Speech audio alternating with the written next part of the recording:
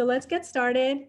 Aimee Nezhukumatathil is the author of World of Wonders, In Praise of Fireflies, Whale Sharks, and Other Astonishments, and 4 previous poetry collections, Oceanic, Lucky Fish, At the Drive-In Volcano, and Miracle Fruit. Her most recent chapbook, Lace and Pyrite, a collaboration of nature poems with the poet Ross Gay, is Lace and Pyrite. Honors include an NEA, the Pushkar Prize, and a Guggenheim. She's a professor of English and creative writing at the University of Mississippi's MFA program. Everyone, please warmly welcome our dear friend, Aimee. Hey everybody, Kathy and Malcolm and all the folks at Kundiman and Canem. I'm so glad to be here. And hello Ross, I know you're listening in. I guess I'll go ahead and start. Yeah, I've been looking forward to this. I brought out the book starting back in August with Ross, and now I kind of ended a full month's of events with Ross as well. So I'm going to read just a section from World of Wonders, and I wanted to show you. It's illustrated, as Kathy mentioned, and this is an essay of mine called The Axolotl. And I'm going to share my screen real quick.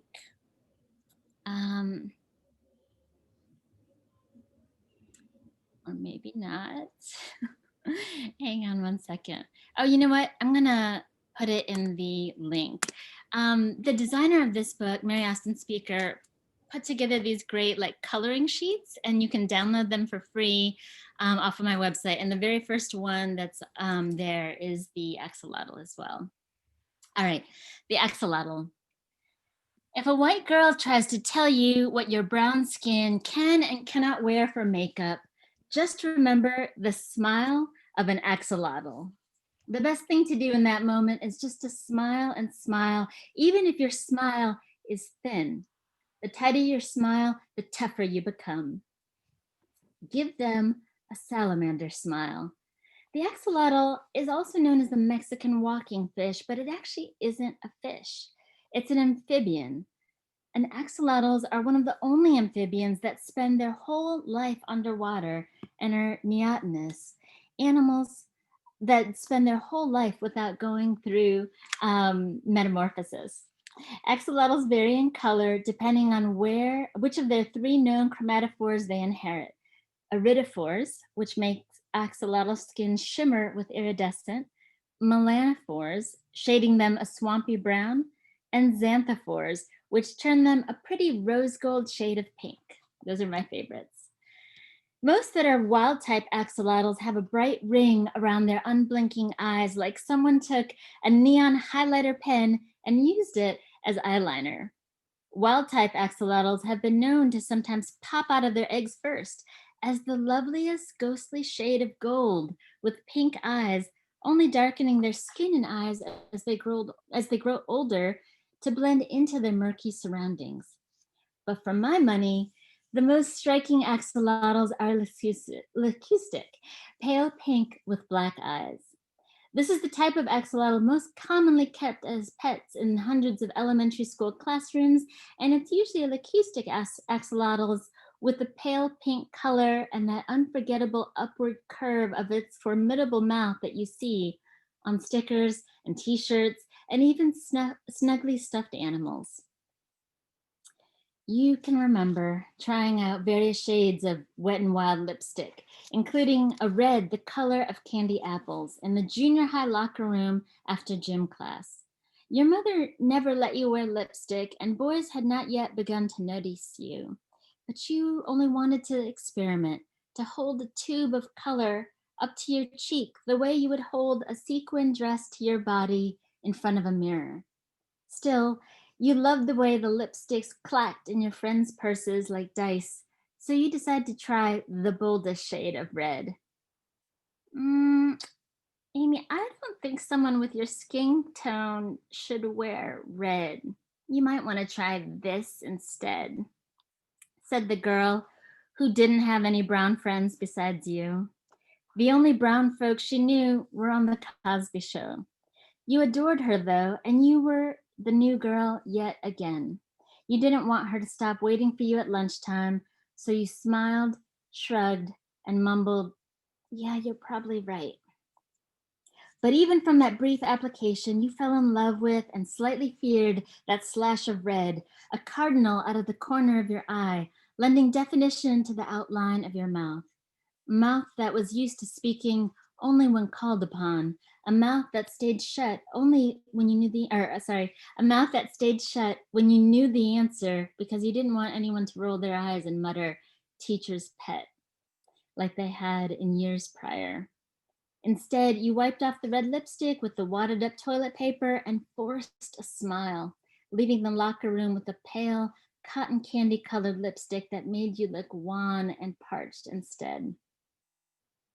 Now, an axolotl can help you smile as an adult, even if someone on your tenure committee puts his palms together as if in prayer every time he sees you off campus and does a quick, short bow and calls out, "Namaste," even though you've told him already several times that you actually attend a Methodist church.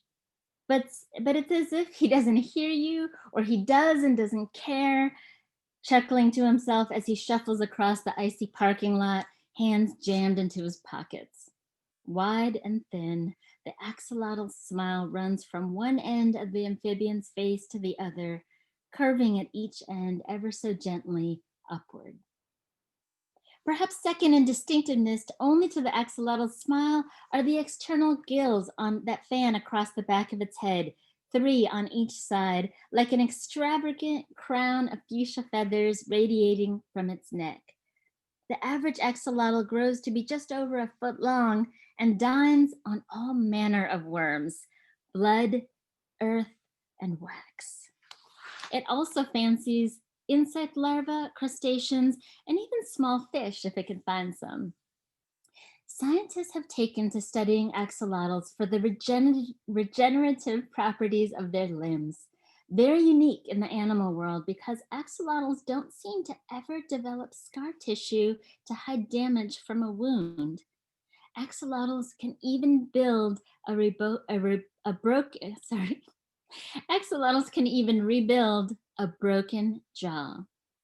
In recent experiments, scientists have crushed their spinal cords, and even that regenerates. Scientific American reports that you can cut off the axolotl's limb at any point, wrist, elbow, upper arm, and it will make another. One can cut off various parts of legs 100 times, and every time, the smile and a bloom of arm spring forth like a new perennial. Just when just when one thinks nothing can grow back after such a winter, the tiny pale shoots of a crocus burst through the sloppy mulch-thin ground after a difficult and heavy sugar snow. An impossible wound begs to differ with its body and says, "I've got another, I've got another, and another." These tests involve the repeated amputation of limbs over 100 times. What does the lab technician say after, say, the 95th day, perhaps, of this kind of work? "Just 5 more to go, and we'll close up the report."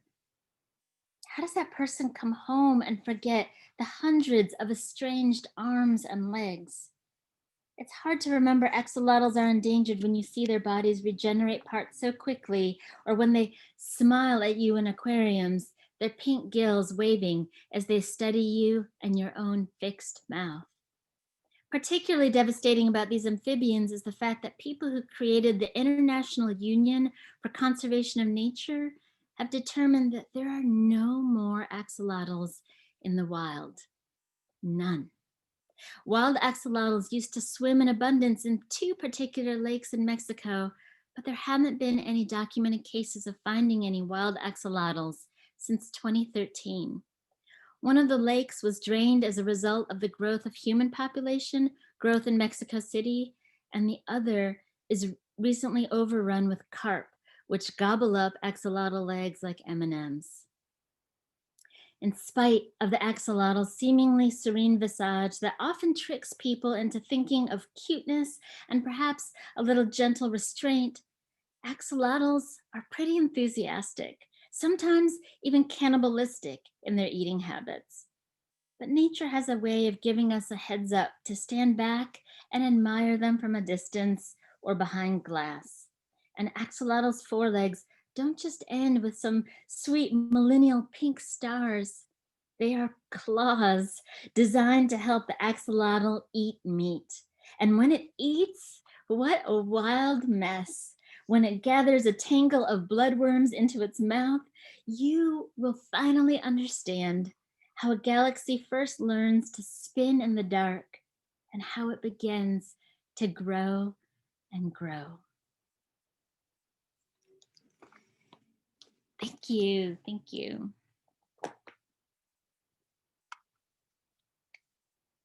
And I guess I will turn it over to Ross.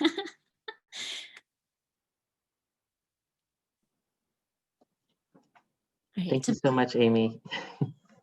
That was such a delight and a treat. It's definitely something I needed to hear today. So many thanks to you.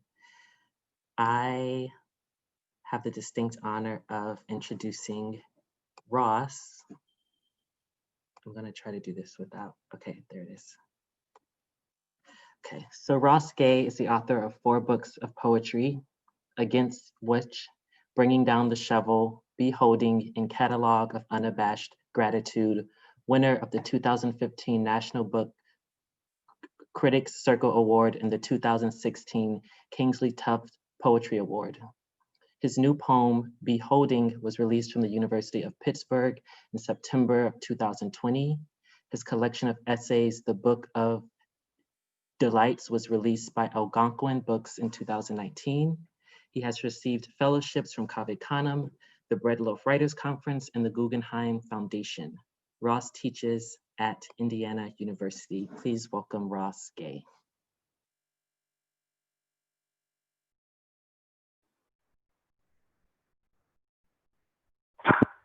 Oh, there we go. Thank you. Thank you for that introduction. Thank you, Aimee, for doing this. It's so fun. It's so lucky to be able to be with you at kind of the beginning of this thing and then at this point too. And I love that. I love that essay so much. I'm going to read from this book. I'm so glad to be doing this with you all.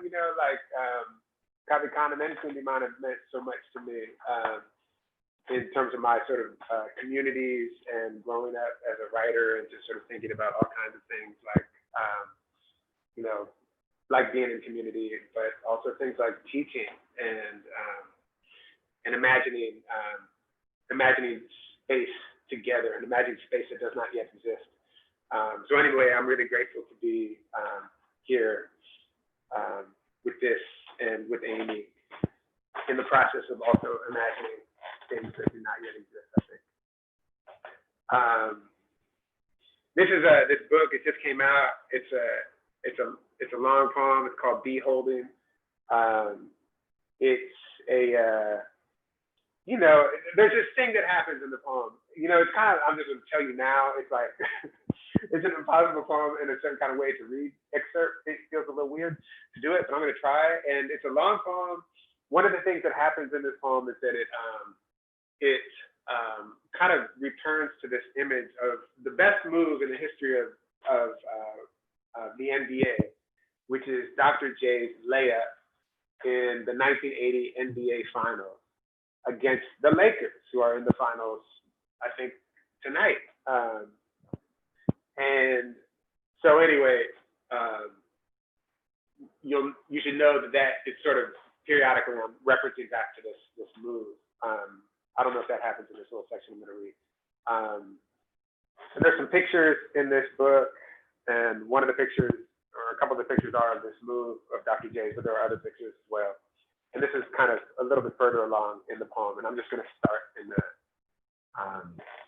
I call Dr. J alternately the doctor and Irving or Doc, whatever. If you don't know who Dr. J is, look it up. We're the ones put the hat on him at 4:56 a.m.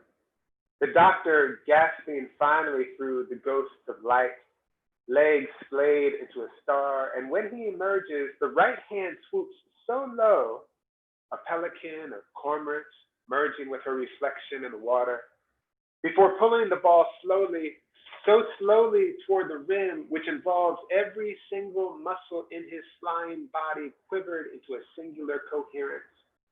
The way we bring a child's head to our hip to say, "You're okay, I'm here."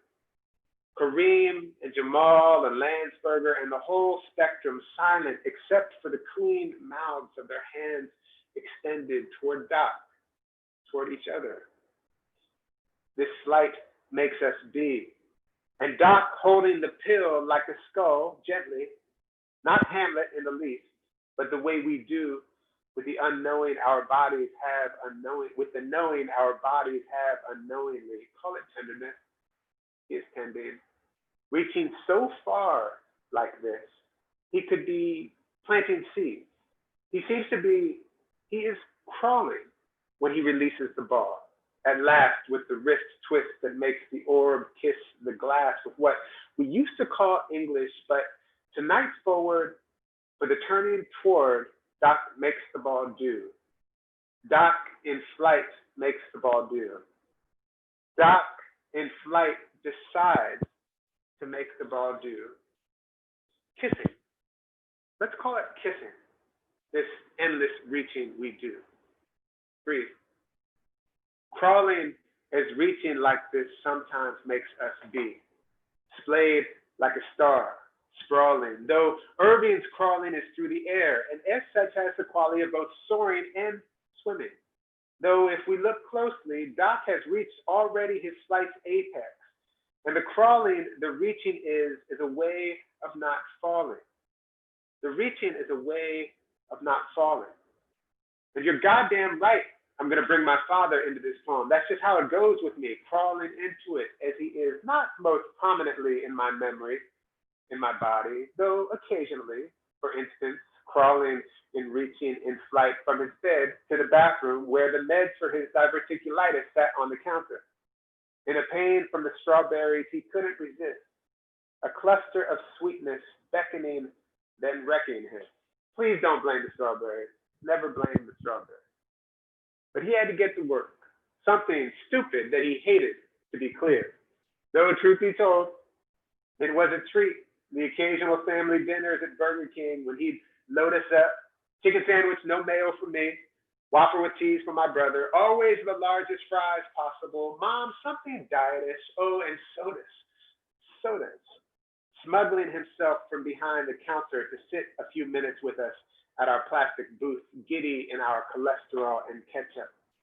And so he was crawling toward the amber cylinder of relief, less poetically known as amoxicillin. And Lord, it is not devotion to work I am lauding, God forbid, nor the shitstorm of the nuclear family. I am simply looking at the reaching crawling sometimes is. In this instance, my father toward who he loved, which is a kind of flying my dad does sometimes in my body. The trillion tiny splayed stars my body is made of my father reaching to keep from falling. Do you know the mangroves? Do you know the mycelial ballet, who were human long, long before we were, and remain so long, long after, reaching to keep from falling? And lonely for him, I sometimes will study my own hands, which are his hands, recalling the way he held my brothers and my heads through the crosswalk, or how he would hold like a glass of Prosecco one of the lilies my mother planted, lowering his face to the flute and breathing, and closing his eyes and resting. How badly I want my father to be resting, and smiling in the breathing and the breathing. And he would surface with his nose kissed with the gold kissing lilies do. Or more ambitious, I look into the true impossibility of this body, this cargo, this loot, this star magnolia just shoved itself from the velvet nipple of its bud, its mouth, its womb, offering its fragrance into the world, the small grove inside my body, which is my father waving his flowers at me, reaching toward me to keep from falling. As he would down the shore, the crummy boardwalk at seaside heights blathering, the waft of fried everything and carnival jangles beyond. And my dad, younger than me now, not far from where he'd been briefly stationed when he dodged being drafted, murdering and being murdered, which is called elsewhere war, called elsewhere intervention, not what it is, thrown overboard for the insurance. By enlisting in the Navy the very day his number was called, which sage counsel came from his dad, my papa, among the beloved, joining a meteorology team called the 100 Knotters for the number of typhoons over the Philippine Sea into the eyes of which they flew, which flight aided and abetted the murder. And flying like this tried sadly to prove himself a citizen, not cargo, loot, thrown overboard for the insurance for anything they can. I glimpsed my mother beneath the umbrella on the towel with our flip-flops and t-shirts, her elbow on the red and white igloo, stocked with hard salami sandwiches and juicy juice and plum, watching, not smiling, her right hand making and unmaking fists in the sand. Around his neck, we wrapped our arms, my brother and me, and become in the surf rising to meet us like scrawny brown wings on our dad's back, gusting in the tumult he would drag through until the hands of the water held us up. And he said, big breath.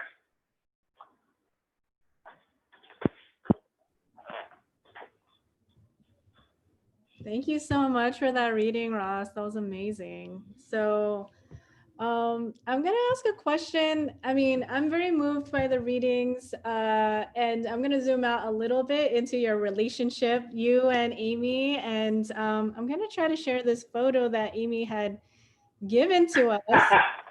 And I just wanted to know, what's the story of your friendship? And maybe this photo, if you want to share with folks, because this is, you know, the cutest cutie pie thing ever. I don't know, Ross, and feel free to jump in here, however, but like this is, that's the place where you are right now, right? This is your classroom?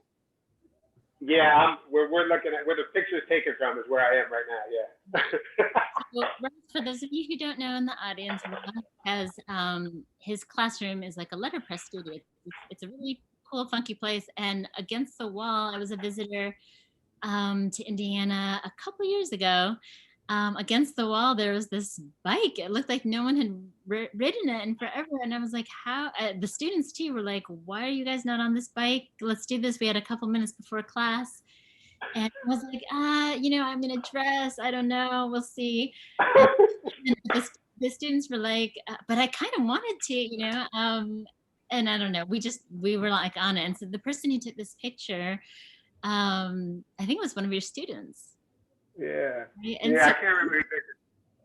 I'm sure they were like, WTF, we were supposed to have a visiting poet here, and we just took off. You took off down the street. And I honestly, this is really hard for me as a Capricorn to let someone steer in any way, shape, or form. I didn't know when we were turning back. Do you remember that, Ross? I was like, yeah. Can we turn back now? We're standing in the street. Literally, your students were spilled out into the street, and yeah, anyway. That was pretty great. Yeah, I wonder where that bike is. That was my buddy Scott. He was working on that bike. That was a good bike. Yeah. Oh, it's not there anymore. In my mind, it's just always there, ready for whoever needs it. I love that bike. Thank you. Yeah, I mean, like, you know, you need a good tandem bike to seal a friendship, I feel. It's like a visual metaphor, but yeah. So I'm going to stop this sharing. And yeah, Malcolm, do you have a question? Yeah, thank you both for those readings. They were definitely, they happened too quick. I wanted more and more, but thank you for what you gave us.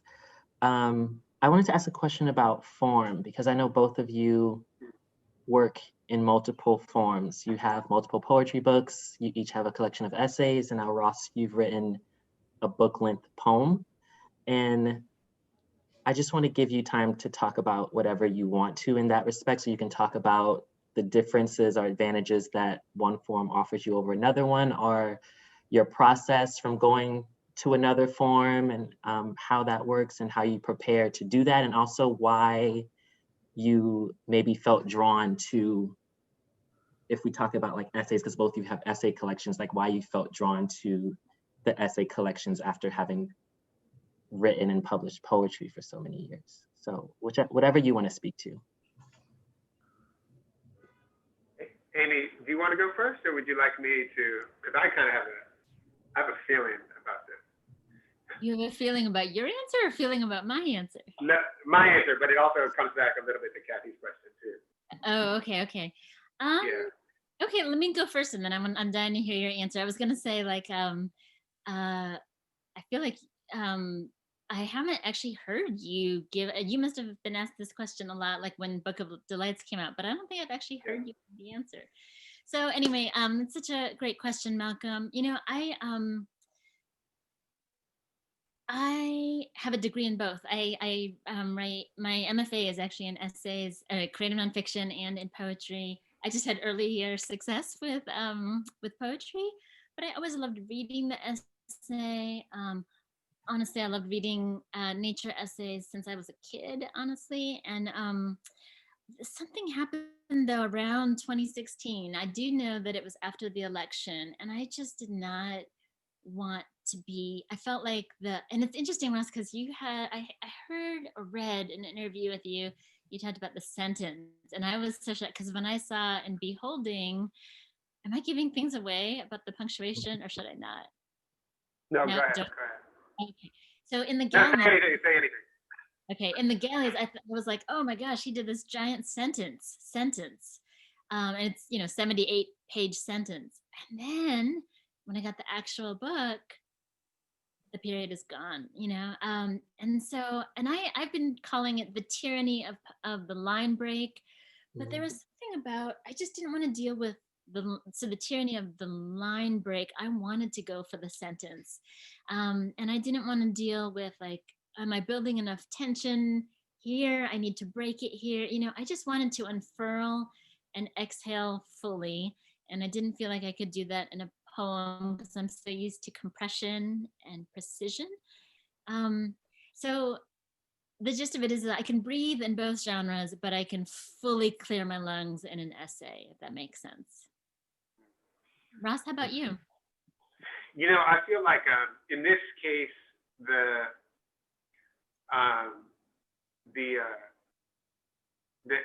like the way I sort of think about it is that poems, my relationship to unknowing in a poem is different than my relationship to unknowing in the essays in that Book of Delights book, which is a different kind of thing, because that was like, there was a plan to it, and the question, the sort of central question, or the organizational whatever question, is like, this delight thing,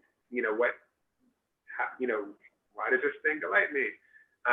So I had a kind of question. So in those essays, my relationship to the unknown was a little bit different. Like, if I wrote those essays knowing what I was going to say, they sucked, sort of the rule for me. And then but when I was sort of like wondering about what I was trying to, why a thing meant something to me, they had the potential to be interesting. And poems feel like, most of my experience of writing poems it's very, like, the relationship to the unknown is a little bit deeper, which is to say, I more don't know in a poem, but that's what the poems that I've written thus far and the essays in that book. But like the nonfiction that I'm writing now feels very much in communion with the unknown in a way like my experience with poems are. So, which is to say that I have no fucking idea when I'm, with this nonfiction that I'm writing, and I'm just really, really trying to listen to the thing.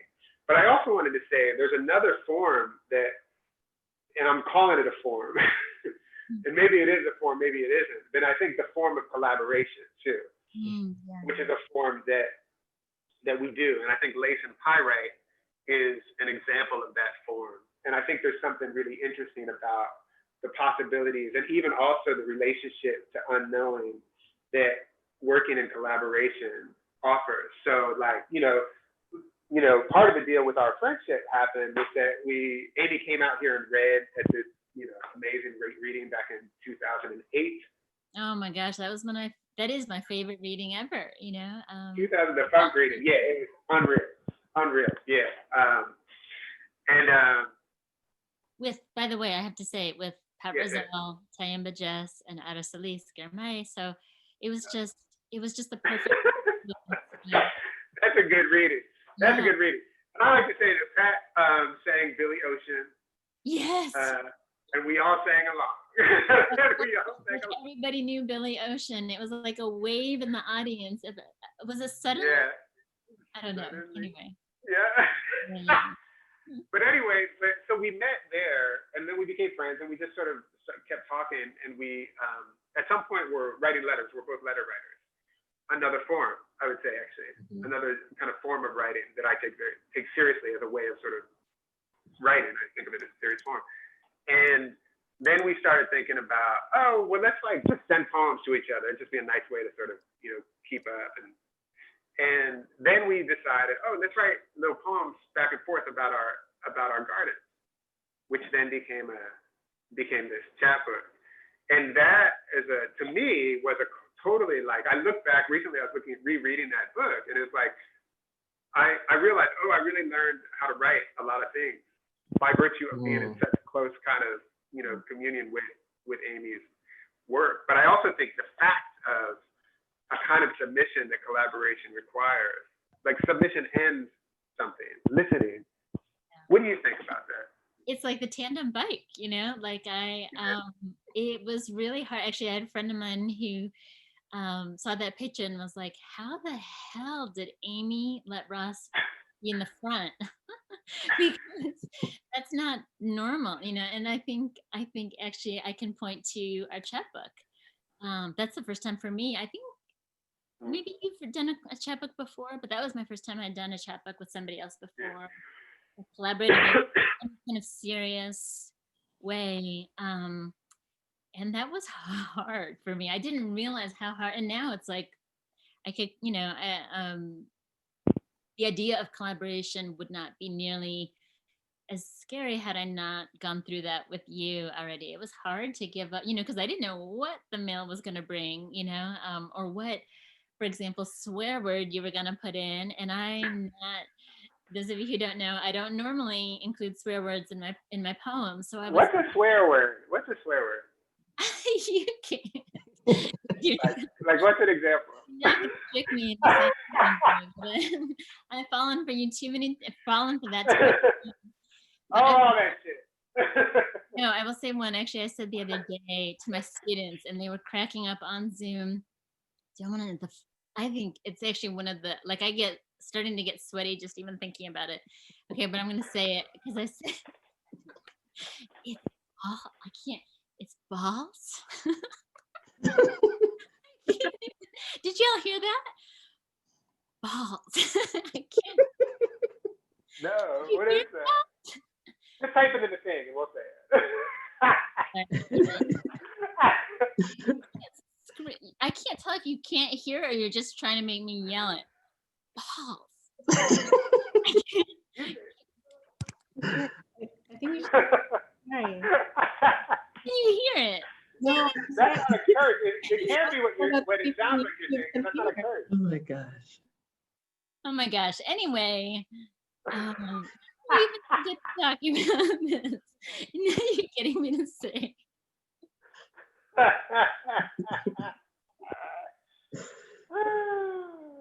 might have cousins watching this, Ross, so I cannot be swearing. Yeah, me too. I got nieces watching it.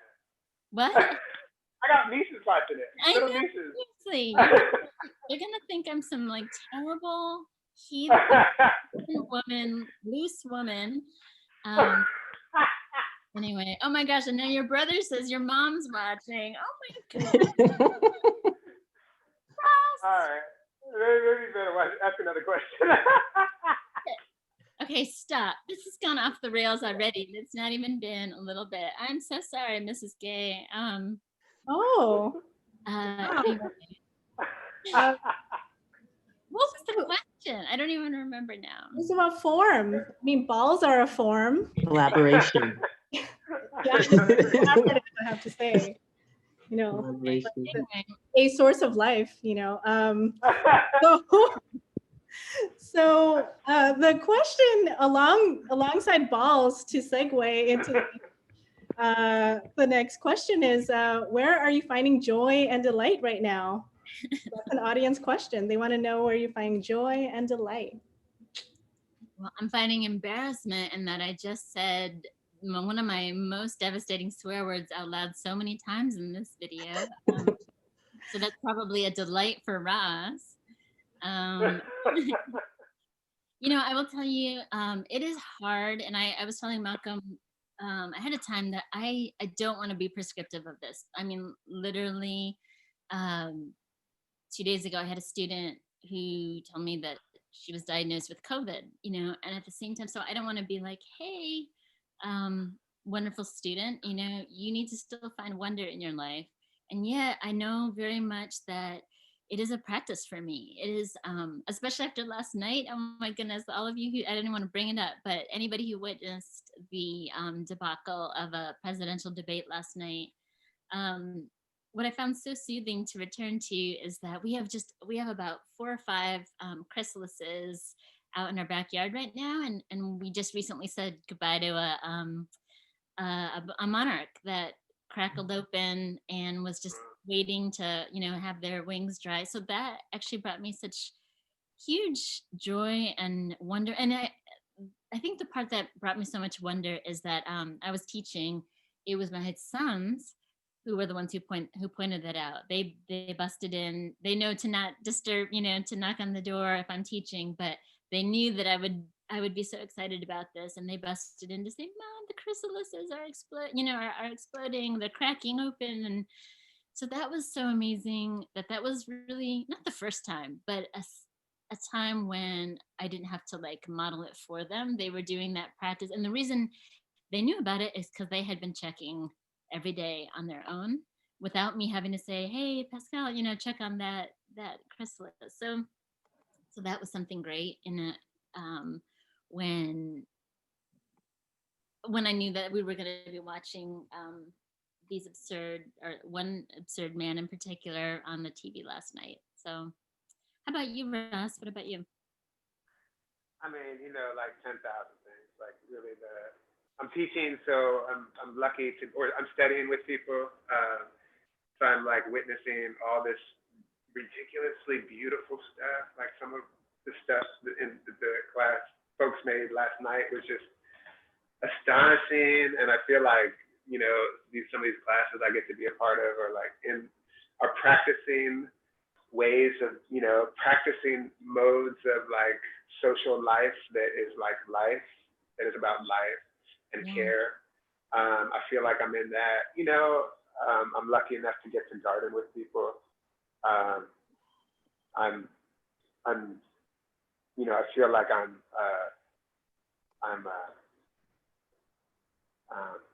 witness to an abundance of care, and furthermore, an abundance of people practicing, imagining what it is we need to live. So, you know, I feel like in the midst of it, yeah. I mean, and also I just want to say, like, I saw 2 people who are in my class riding by on bikes, you know, and I think I saw one of them take both of their hands off their bike at the same time. You know, it just happens. Yeah. Funny. Please tell me you've gone home since last night in your classroom. I have, yeah. So this question was meant for Aimee, but I think it's relevant to both of you. There's just this one part that I think is specific to Aimee. But how much do you tend to research when writing? And if there isn't particular research, how long have you loved I don't know how to say this word, axolotls? Axolotls? Yes, axolotls. Yeah, I don't know. I'm trying to find like a nice like a way to say this. My close friends know this. This is absolutely true. I just don't want it to sound flip by any means. I love the research question. But I'm just a giant nerd. That's all there is to it. And I've been reading or tracking these animals really for the past decade, and sometimes even before then. The axolotl I knew. I don't know, elementary school sometime, through zoos, and aquariums and stuff like that. I've never seen one in the wild.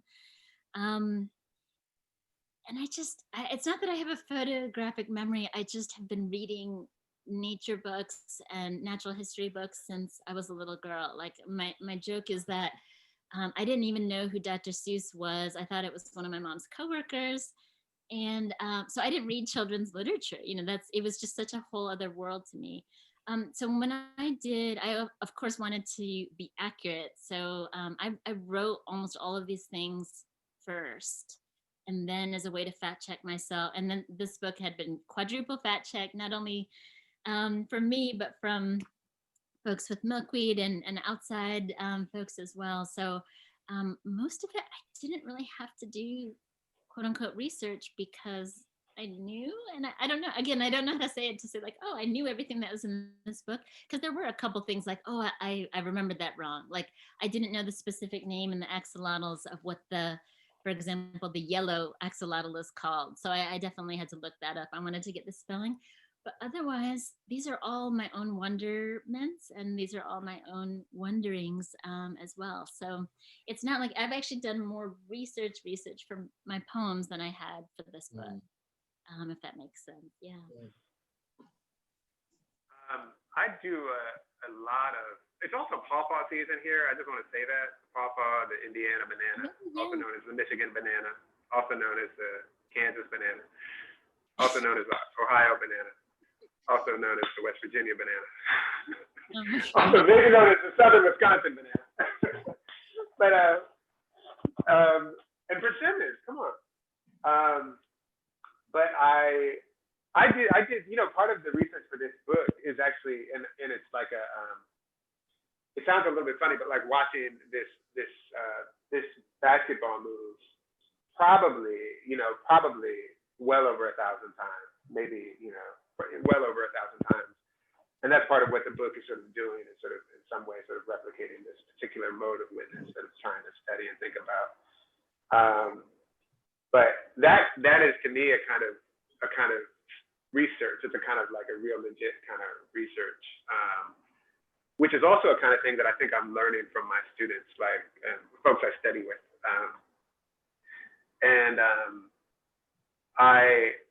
I also, though, there's this thing, like I like to think of it as like when you're listening to a poem and you're kind of like trying to figure out where it wants to go, and like you think you need a photograph of something, and then you're shown this photograph of something else, and suddenly your poem is entirely about that. Or you're doing something and then you read Christina Sharp's In the Wake, and then you're like, oh, that is going to help you articulate what you're thinking about. Or whatever, Patrick Ozal's poem, or Araceli Esquimala's poem, or yada, yada, yada. So it's a kind of research that doesn't necessarily always look like going to research this thing that I think I'm going to research, but is often, in fact, the kind of research that's just like looking closely and listening in a kind of way, and like non-directed, like lyric listening, something like that, lyric listening. I love that. Yeah, lyric listening. Yeah. And some of these too, Malcolm, so there was a lot, I would say, yeah, there was absolutely a lot of lyric listening as well in my books, but then also some of them, for my essay collection, I have an essay on the whale shark, where I did actually apply to be one of the snorkelers at the Georgia Aquarium, so that I could be in the tank with a whale shark. So that was some, not hands-on, because you're not supposed to, you don't touch the whale sharks, but that was immersion research as well. And it also went into a totally different direction, that essay in particular was going to just, I think, just purely just talk about the size and the gentleness of this animal. And it ended up, after I had been in there, kind of lamenting no whale shark should ever be in an aquarium, you know, even though at the same time I was so grateful that I had the chance to do that. I also, you know, it's complex that it could be both. I could also be grateful for the opportunity and also know no animal the size of a school bus should be swimming around in a circle, no matter how cool it was for me initially. You know, like I wept. So that was a direction that I didn't expect my research to take at all, you know, and I tried to, you know, put that in the essay as well, that that you could also explore that moment of thinking you're going one way and then, oh, the other way, you know. I love that answer.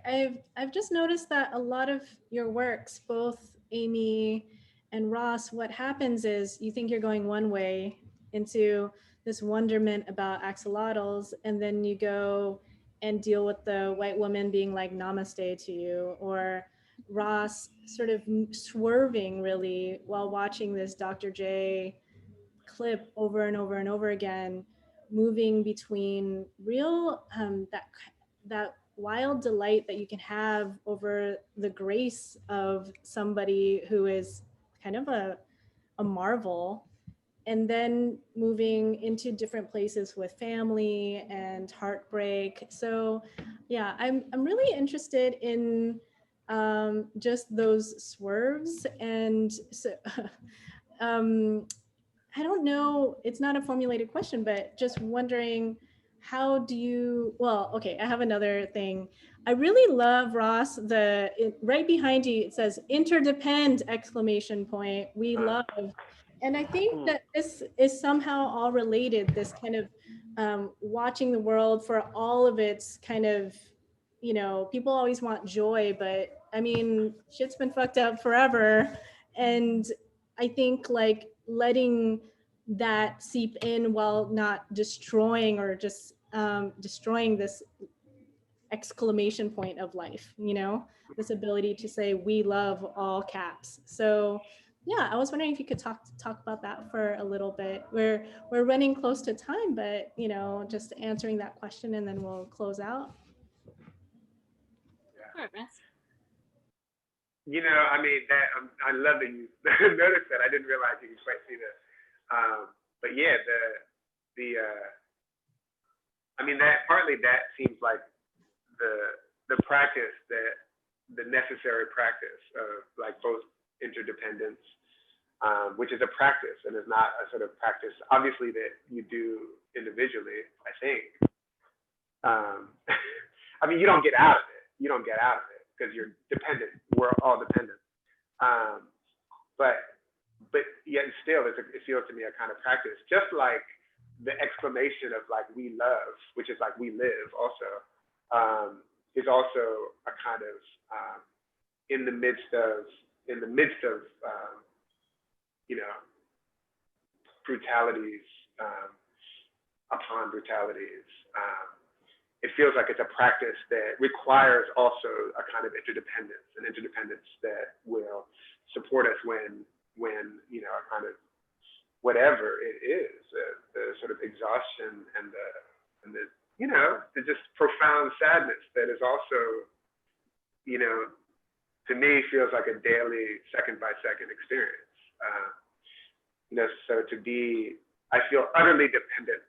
I mean, my practice is to feel utterly dependent, but my practice is also to feel utterly dependent upon other people in the study and the practice of articulating how it in fact we do love. You know what I mean? Something like that. I love that question too. That's a good question. That's such a good question. That's such a good question. And I love that answer, Ross, because it reminded me of your acknowledgements page. Pages for beholding is so big. And I remember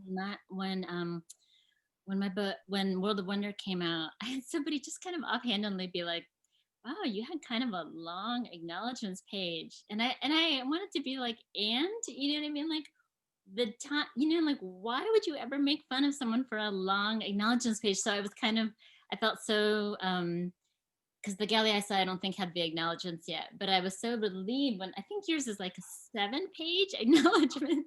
It's the acknowledgement to end all acknowledgements. And I love that so much, because it speaks to what you were saying, that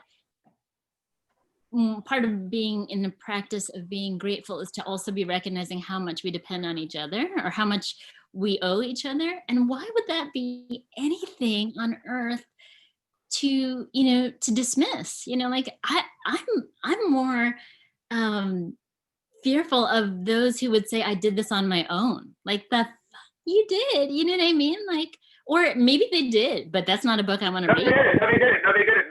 No one did. That's the thing. Yeah, no one did. That's the true. thing. And among the practices of whiteness and the practices of capitalism and the practices of the world, of the destruction of the world, is the imagination that anyone does anything by themselves. Oh my and that God. you would want to, and you don't. We don't, And the first thing, like, all you have to do is look and say, oh, hello, tree. Yeah. You have made my life possible. Yeah. And that's it. That's it. And so anyway, yeah, I'm so glad you said that. Yeah. Right, because it can feel shameful. It can feel shameful in a certain mode of imagining the world that we are in fact utterly, completely indebted to each other. Yeah. Like, we don't get out of it. And if we pretend it, we destroy the world. Absolutely. And it's that lack of imagining that we are doing this for ourselves, like each person for themselves. That's when we have trouble. You know what I mean? That's when we want to make anything great, just one thing great and nobody else.